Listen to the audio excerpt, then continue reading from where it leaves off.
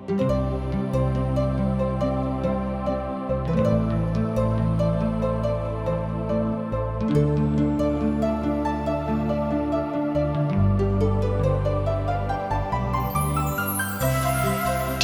से प्रसारित जिंदगी की राह कार्यक्रम में आप सबका हार्दिक स्वागत बा।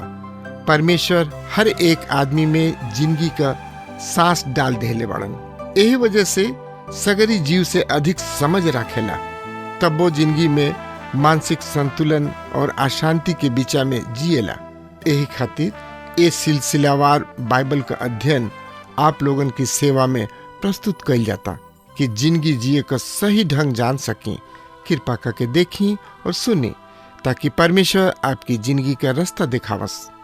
प्रिय मित्र, पिछला संदेश में हमने के देख ले रही जा कि बोअज के अर्थ समर्थी, धनवान और वीर योद्धा। एकरा में संदेह नइखे कि बोअज एगो सिपाही फौजी रहन और ऊ नगर से बहरी रहन। और जब बेतलहम वापस लौटले, ऊ एगो विधवा के बारे में सुनले जौन की परदेश से नओमी के साथे बेतलहम आयल रही। बेतलहम नगर में जरूर एकरा बारे में काना फूसी होत होई। लोग आपस में कुछ कुछ ओकरा बारे में जरूर चर्चा होत होई। जरूर से जरूर बोलबाजी भी होत हुई। पर रुचिकर बात ई बा कि जौन कुछ कहत रहन उ बढ़िया रहे। उ कहत रहन, देख, ई मुआबी कनिया अपना देश के और अपना बाबू महतारी के और अपना देवता सब के छोड़ के अपना सास के साथ वापस आ गइल बाड़ी। ऊ यहाँ भी अपना सास के साथे रहताड़ी। ऊ केहू के पीछे जाए के प्रयास नहीं की करत। बोअज ओकरा उत्तम चरित्र के ओकरा से अधिक ओकरा किने चरित्र के सुंदरता रहुए। और जब ऊ देखले कि एक ही आदमी में ई सब गुण एक साथ ही पावल जाला, तो ई स्वाभाविक ही बाकी बोअज रूथ से प्रेम करे लगले। तो अब ओह अद्भुत त्याग के बारे में देखल जाओ। तो रउआ हमरा संगे आपन पवित्र शास्त्र बाइबल निकाल ली। रूथ के किताब 2 अध्याय 12 पद से 13 पद देखी। ए तरी से लिखल बा, परमेश्वर यहोवा तोहरा कार्य के फल देश और इस्राएल की परमेश्वर यहोवा जकरा पंख तले शपथ लेबे आयल बाड़ू, तोहरा के पूरा बदला दे। 13 पद के देखी। एजे से ई अध्याय के मुख्य विषय शुरू होता। तब ऊ बोलली, हमार प्रभु, तोहरा अनुग्रह के दृष्टि हमरा पर भइल बा और तू हमरा के संतावना देले बाड़ा और सचा हूं तू अपना दासी से दया पूर्वक बात कइले बाड़ा। यदि हम तोरा दासी सब में से कोनो एक के समान भी नहीं की। प्रिय मित्र, ऊ परमेश्वर पिता पर भरोसा करे खातिर आइल रही। यह कारण रहुए ऊ मोआब देश के त्याग दिले और एगो भौगोलिक निर्णय लिहली और ऊ कहताड़ी कि नओमी के परमेश्वर हमार परमेश्वर हुई हैं। ऊ मूर्ति पूजा से लौट आइल बाड़ी। ऊ मूर्ति पूजा छोड़ के जीवित और सच्चा परमेश्वर पर भरोसा कइली। ऊ अब परमेश्वर पिता, परमेश्वर के संतान बन गइली। ऐसे ई एगो अचरज से भरल गवाही है कि ऊ कहवा बस गइली जहाँ परमेश्वर पिता के लोग बसल रहन। और बोअज कहताने कि परमेश्वर करस की तोहरा के तोहार विश्वास के पूरा पूरा फल देले। प्रिय मित्र, बोअज रूत से प्रेम करे लगले। उ तुरंते उनका भविष्य के बारे में विचार करे लगले। उ ओकरा के जरूर छोड़ी है। रूत के छुटकारा के जरूरत रहे। तब प्रिय मित्र, आई एक खाली रूत की किताब 2 अध्याय के फिर से 13 पद पढ़ी। एह तरी से लिखल बा। तब उ बोलली, हमार प्रभु तोहार अनुग्रह के नजर हमरा पर भइल बा और तू हमरा के संतावना देले बाड़ा और सच हूँ अपना दासी से दयापूर्वक बात कइले बाड़ा। यदि हम तोहरा दासी सब में से कोनो एक के समान भी नहीं खी। प्रिय मित्र, यहाँ हम रूत के जवाब के सुन रहल बानी। ई रुचकर जवाब ह। ई बोअज से कोनो सुख सुविधा के लालच नहीं खी करत। जी हाँ मित्र, रूत दूसरा से अलग किस्म के औरत रही। ऐसे उ बोअज के नजर में अली। आज ऐसा बहुते लोग बाड़े जौन की अपना आप के अलग प्रकट करे के कोशिश करेलन, पर एकर जरूरी नहीं है कि हम एकरा के अपना कपड़ा द्वारा, बाल के द्वारा या कोनो बहरी चीज के द्वारा प्रकट करी, पर बढ़िया बाकी कोनो दूसर ढंग से अपना आप के प्रकट करी। वही ढंग से जौन रूत के ढंग रहे। प्रिय मित्र, यदि जीवित परमेश्वर के बेटा बेटी हमें तो रउआ भिन्न तथा अलग किस्म के जरूर होगा। दूसरा शब्द में कहल जाए कि यदि रउआ जीवित परमेश्वर पिता के संतान हई तो रउआ अलग बानी और कौनो से ई परमेश्वर के संतान ही हमें जौन की भीड़ से अलग किस्म के विचार धारा रखब, सोचे समझे के ढंग भीड़ के समान ना हुई, बिल्कुल अलग हुई। उ हर एगो क्षेत्र में अलग दिखाई दी है। काहे कि परमेश्वर पिता कहलन, जैसन हम बानी उसे ही हमार संतान होकस। ऐसे हमनी के पवित्र परमेश्वर पिता के संतान हो जा। ऐसे स्वाभाविक बा कि हमनी के हर एगो क्षेत्र में अलग दिखाई दी जा। प्रिय मित्र, आए कुछ घड़ी बोअज और रूत पर फिर गंभीरता के साथ नजर डालल जाओ। बोअज रूत के दोपहरिया के समय खाना खाए खातिर न्योता देताड़े और उ बोअज के साथे दोपहरिया के साथ खाना खाताड़ी। तो एकरा बारे में जानकारी खातिर रउआ हमरा संगे पवित्र शास्त्र बाइबल से देखी। अगर रउआ किने पवित्र शास्त्र बाइबल नहीं के तो सुनी कान पाठ लगा के, उंघाई मत। ए अध्याय के 14 पद इस तरी से बता रहा बा।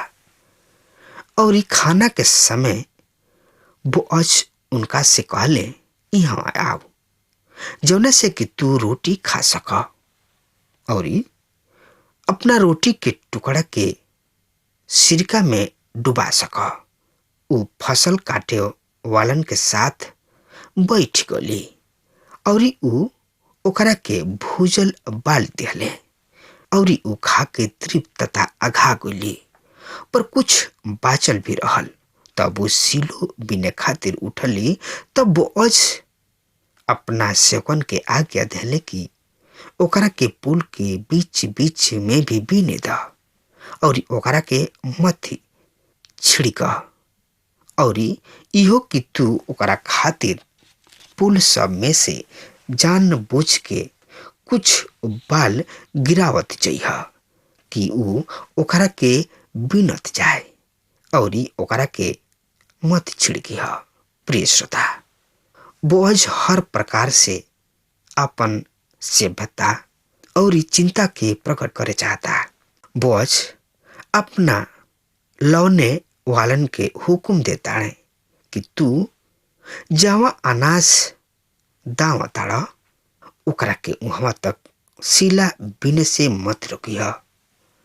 ये तरी ऊ अपना सेवकन के रूत से संबंधित विशेष हुक्म देता है। और जब ये देखा कि रूत तोहनी लोग के ठीक पीछे पीछे बिन रहल बाड़ी त मुट्ठी भर अन्न गिरावत जइह लोग, ताकि ऊ बटोर सके, बीन सके। और ओकरा ऊपर कोनो बात के दोष मत लगइह। ये तरी बोअज रूत के पूरा सुरक्षा सुविधा कर रहल बाड़े। ये सब ओ प्रेम के फल स्वरूप ह जौन की रूत से करे लगले। तो मित्र, आई फिर पवित्र शास्त्र बाइबल से देखल जाओ।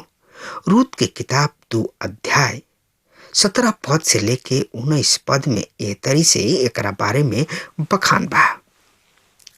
उ सांझी तक खेत में बिनते रही, तब उ जौन बिनले रही ओकरा के फटकली और उ लगभग एपा भर जौ निकलल। फिर उ ओकरा के उठा के नगर में गोली और उ बिनले रही ओकरा के ओकर सास देखली और जौन कुछ गुप्त में होखला के बाद बचौले रही ओकरो के भी निकाल के नओमी के दे दिहली। तब उनकर सास ओकरा से कहली, और तू कहाँ बिनलू और कहवा कहवा काम कैलू हा? धन्य हो उ जे तोहार सूती लिहले। उ अपना सास के बता दिहले कि उ केकरा किने काम कैली हा। और कहली, जौना आदमी किने आज हम काम कैनी ओकर नाम बोअज ह।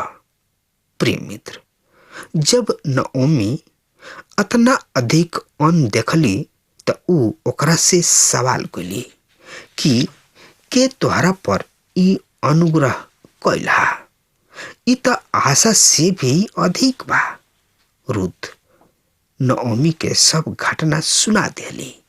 ए बिंदु तक रूत सही में ई नइखे जानत कि बोअज के ह। ए रूत की किताब 2 अध्याय के 20 पद ए तरी से एकरा बारे में बखान कर रहल बा।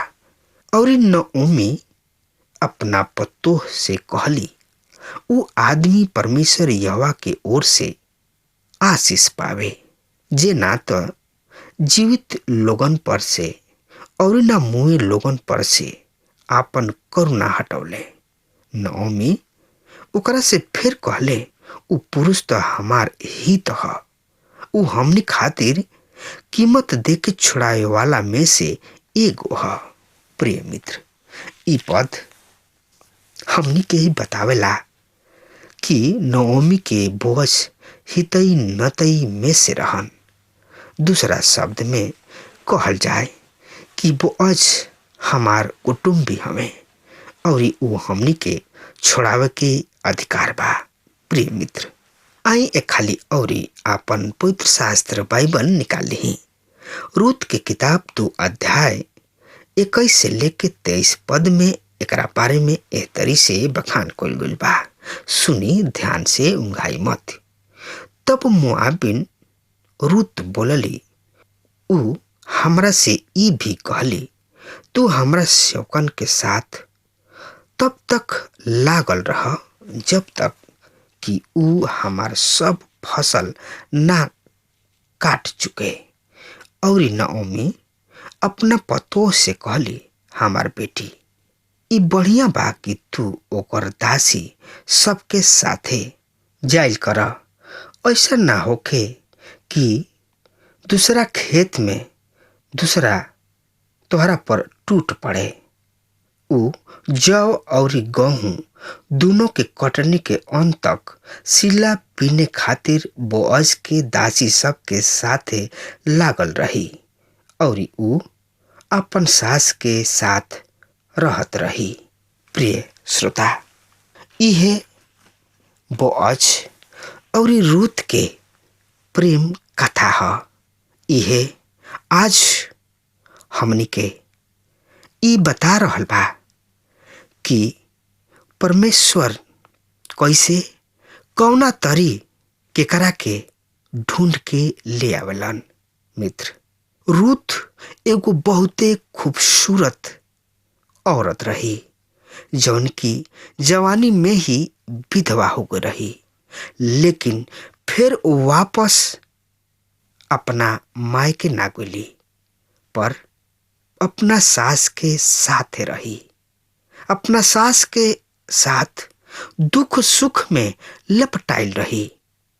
ऊ अपना गुतनी ओरपा के साथे ऐसा ना कोइली जैसन कि ओरपा फिर मूर्ति पूजा के देश में ऊ चली गई।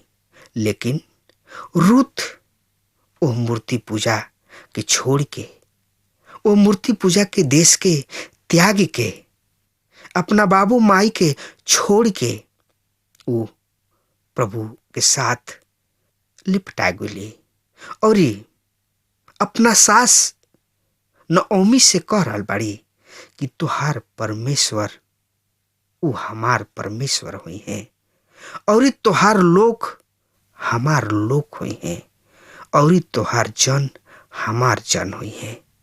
प्रिय मित्र, ये कितना अद्भुत बात बा कि रूत एक सुंदर होत भी जवानी में विधवा होगला के बाद भी प्रभु में लिपटाइल बाड़ी और अपना सास के साथ रहताड़ी।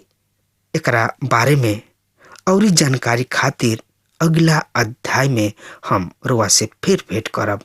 तब तक खातिर रोआ हमरा के आज्ञा दही। परमेश्वर रोआ के बहुते बहुते आशीष देस। आमीन। हमके विश्वास बा कि ई कार्यक्रम आप सब खातिर फायदेमंद सिद्ध भइल हुई। हम चाहतनी कि आप सब अपन अपन आशीष हमरों से बांटी। अगर आप सबके लगे बाइबल से चाहे आपकी निजी जिंदगी से क्यों सवाल होके चाहे क्यों समस्या खातिर प्रार्थना करावे चाहतनी तो हमारी फोन नंबर पर जरूर संपर्क करें। परमेश्वर आप सबके बहुत आशीष प्रदान करें और आज का दिन आप खातिर सुखद बनावे।